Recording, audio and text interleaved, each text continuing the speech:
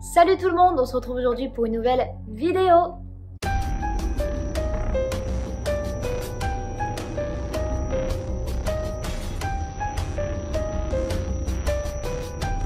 Cet homme, Jim Jones, a ordonné le suicide de plus de 900 personnes. Mais comment il a pu convaincre autant de personnes à se suicider? Ça, du coup, je vais vous l'expliquer dans la vidéo, mais on va partir du début. Je vais d'abord vous expliquer son enfance, son adolescence et comment il a pu en arriver là. Il est né le 13 mai 1931, c'était un enfant unique et il était issu des milieux pauvres.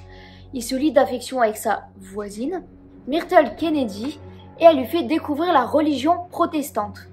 À son adolescence, il réalise qu'il y a des soucis de racisme et d'inégalité sociale en Amérique. Alors, son rêve, c'est de créer une église qui puisse accueillir les personnes de couleur noire comme les personnes de couleur blanche. Il crée alors cette église avec sa femme qu'il a épousée quelques années plus tôt, Marceline Baldwin, et il appelle cette église le Temple du Peuple. Énormément de personnes font la queue pour pouvoir assister au rassemblement que Jim Jones organisait, parce qu'il trouvait que c'était un révérend pas comme les autres, mais lui, Jim Jones, voulait toujours plus et encore plus. Pour faire connaître son mouvement au-delà des frontières d'Indianapolis, il commence à employer des stratagèmes assez douteux. Il va jusqu'à inventer qu'il est capable de faire des guérisons miraculeuses. Mais ces guérisons n'ont rien de miraculeuse, puisqu'en réalité, il s'amusait à droguer des personnes âgées, et en fait, il les plâtrait. Donc ces personnes, quand elles se réveillaient, elles se souvenaient absolument de rien, et en fait, il leur disait qu'elles s'étaient blessées, qu'elles avaient un plâtre, mais il n'y avait rien de grave, mais que lui, bien entendu, allait les guérir.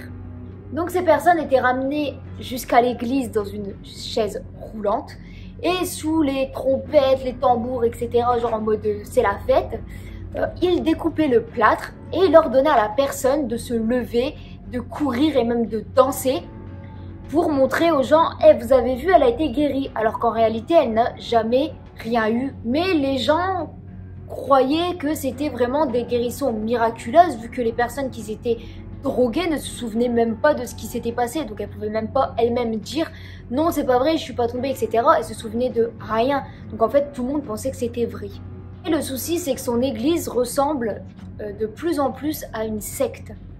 Et une partie des personnes qui étaient adeptes à cette secte allaient jusqu'à lui verser l'intégralité de leur salaire. Et lui, Jim Jones, donnait en contrepartie 5 $ par semaine. C'était pour eux vivre, mais c'est même plus vivre, c'était tout simplement pour eux survivre. Et leur repas se résumait la plupart du temps à un simple sandwich au beurre de cacahuète ou avec de la gelée. Et lorsqu'il y avait la messe à la fin de la semaine, il avait quand même le culot d'aller récupérer les 5 $ qu'il avait donnés aux personnes. Donc en fait, en réalité, les gens se retrouvaient sans sous en fait, et plus rien du tout. Mais lui à côté, il devenait riche en fait. Le souci, c'était que c'était plus le Jim Jones du début. Là, il commençait à devenir narcissique, mégalomane, violent et drogué. Et malheur à celui qui osait le contrarier, et la punition était souvent que les gens se faisaient battre avec une pagaie, mais au final, ça, personne n'était à l'abri de se faire frapper.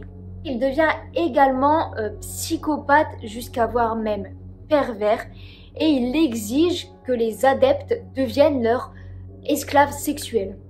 Alors pour être sûr que tout le monde soit soumis à lui, j'ai un peu avec tout le monde, c'est un peu... c'est pas ouf. Et du coup, il trouvait comme excuse que c'était pour le bien de la cause et que c'était tout à fait normal. Mais ses excès, sa folie et ses crimes sont sur le point d'être révélés à la face du monde.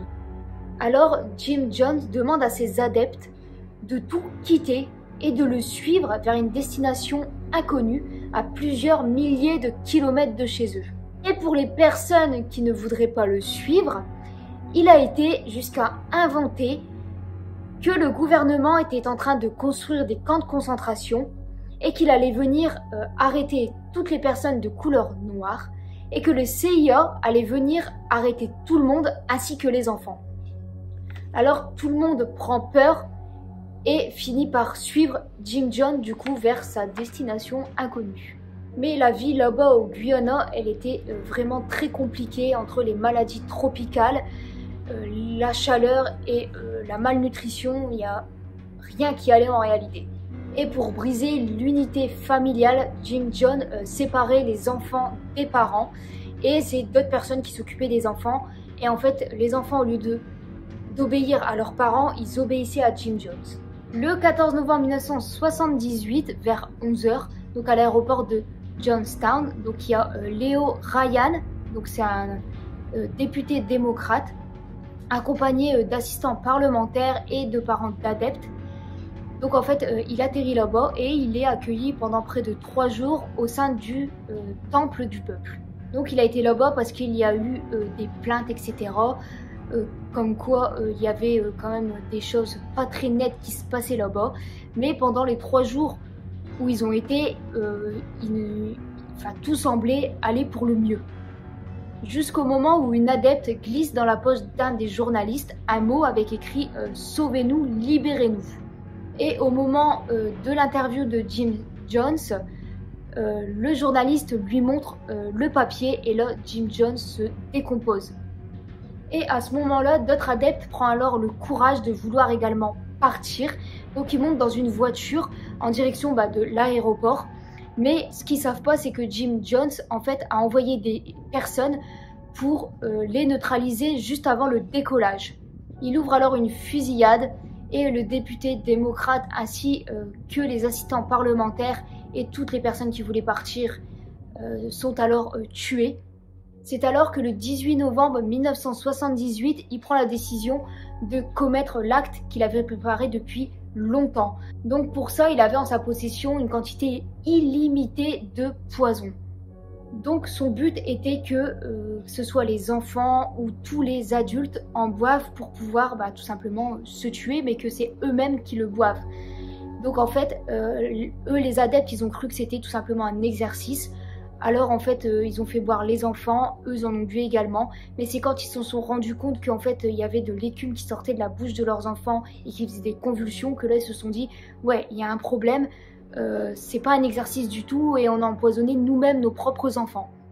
Il y a 87 personnes qui ont réussi à s'enfuir, mais 914 membres, dont 276 enfants, sont décédés ce jour-là. Et Jim Jones est mort également ce jour-là. Donc on ne sait pas s'il s'est suicidé ou s'il a reçu une balle peut-être. On ne sait pas du tout, mais il est mort le 18 novembre 1978 également. Ça c'est la fin de cette vidéo, j'espère qu'elle vous a plu. N'hésitez pas à laisser un petit commentaire, un petit like et à vous abonner pour louper aucune de mes vidéos. En tout cas, je vous fais à tous des gros bisous et je vous dis à bientôt.